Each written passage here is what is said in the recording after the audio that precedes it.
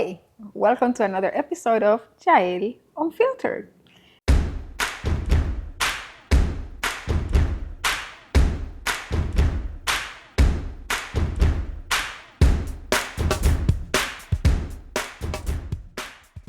Please do not forget to subscribe and like and share. That will help a lot. Today is just me. Um, I'll be talking to you about how I navigate midlife transitions. There are 3 points that I would like to emphasize here. And again, this is me. I don't know how you deal with it, but I will tell you how I deal with it. When it comes to embracing change and reinvention, when it comes to changes, I will have to say that it is a process. Um, I think I will need to emphasize in when it comes to self compassion, self love, because of all the changes that we have to go through.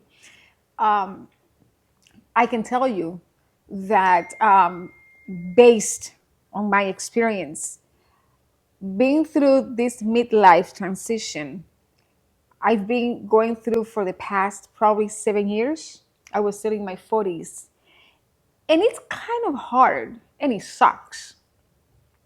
But I have learned how to embrace it and deal with it. Um, Having hot flashes is not fun. It's not something that is pleasant. But I have learned that it's part of the journey that I have to go through. And being going through that, I have learned how to deal with the situations, how to react, to keep myself calm, and know that this too shall pass.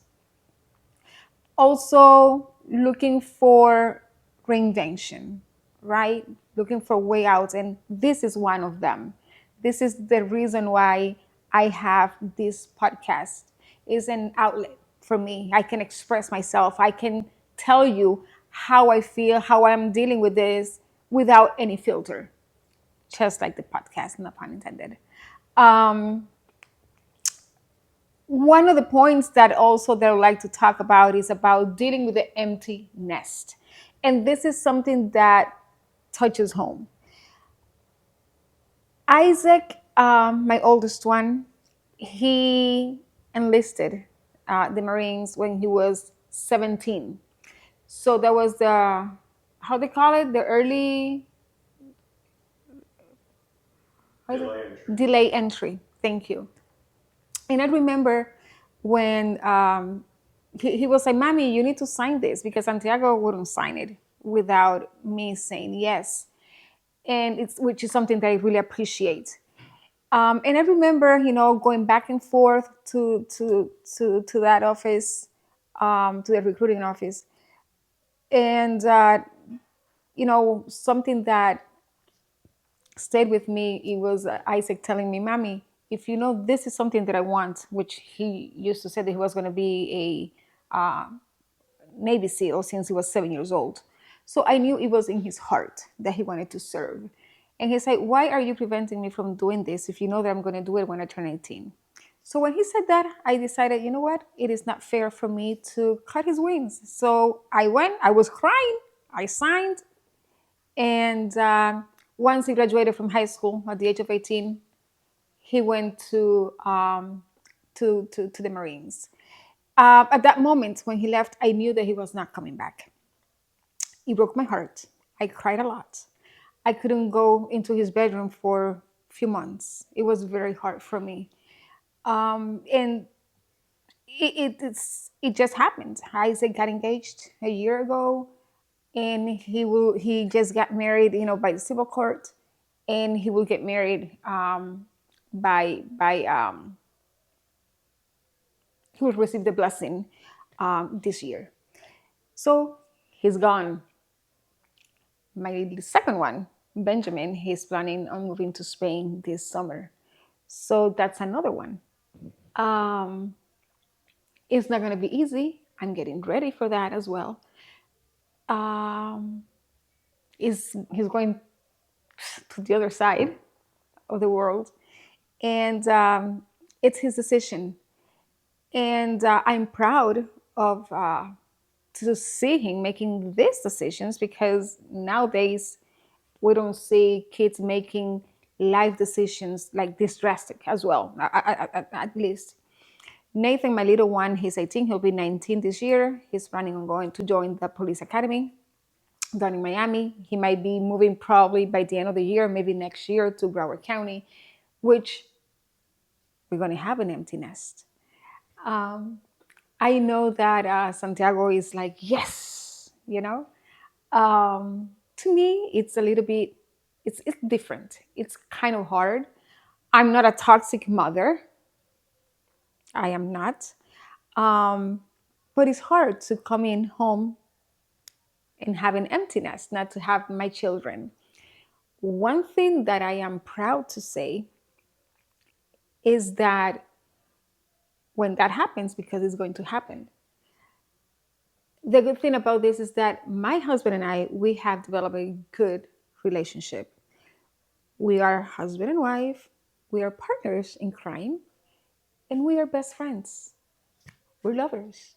So it's not that I'm going to feel alone or lonely, because I have my spouse, my husband, that has been with me for the past 23 years, almost 24. And I'm looking forward to that, to start traveling, enjoying life, just the two of us, which is something that he's been dying to do. And I am willing to start that journey and to enjoy that change. One of the things that I am happy and I feel proud of as a mom, and I'm sure Santiago is as well, is that we have raised young men, fine young men, and I'm sure that they are going to be of, they're going to contribute to this country, to the society. Um, I don't need anybody else's validation. I know that I have done a good job. I know my husband has done a good job. We're not perfect, but I know that we did something good. And those women, whenever they get married, they're gonna have great husbands, because that's my husband's legacy. They have seen how dad treats mom. They have been raised to treat people with dignity and respect, and that's something that I am proud of. I don't want to talk a lot about that, but I know that they're going to be fine out there. And we wanted to raise independent men. And thank God, to God be the glory. I'm sure they are going to be amazing. They're going to do amazing. And they also know that they can always come back here. They know that mom and dad are going to be here no matter what. Our doors are going to always be open for them. My arms are going to be open for them no matter what. Now, I'm just going to stay back. I'm going to fall back, and I'm just going to let them be. I want them to be happy. That's my hope, my prayer. And the next one, I think I said it earlier, planning for the second half of my life. And that's when Mr. Cuellar comes in. So just enjoy life. Life is short, so we have to enjoy enjoy life at its best. Um, in the meantime, gravity is going to be doing its own job. I'm going to embrace myself. I'm going to love myself. I'm going to love my husband, and I'm going to be ready to start traveling the world. So tell me, what are you planning to do when your midlife transition starts? So I want to hear your opinion. I want to read your comments. So, and I will let you know what's next.